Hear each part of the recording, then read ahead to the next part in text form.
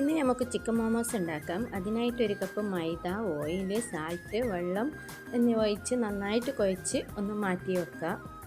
എന്നിട്ട് എല്ലില്ലാത്ത ചിക്കൻ എടുത്ത് മിക്സിയിൽ ഒന്ന് അരച്ചെടുക്കുക. അതിലേക്ക് coriander leaves, onion, ginger garlic paste, soya sauce, salt, garam masala, oil, pepper powder, lemon എന്നിവ ഇട്ട് നന്നായിട്ടൊന്ന് മിക്സ് ചെയ്ത് മാറ്റി വെക്കുക.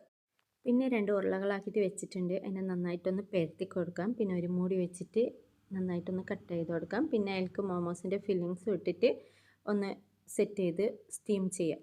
അതിന് വേണ്ട സോസ് തയ്യാറാക്കാൻ വേണ്ടിയിട്ട് തക്കാളിയോ റെഡ് ചില്ലിയും ഒന്ന് മിക്സിയിലിട്ട് അരയ്ക്കാം.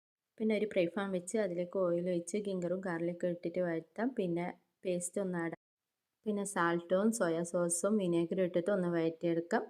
അപ്പോൾ എങ്ങനെയാണ് ഉണ്ടാക്കി വെക്കാമല്ല. ഉണ്ടാക്കിയിട്ട് എല്ലാവരും അഭിപ്രായം പറയാം. Thank you so much.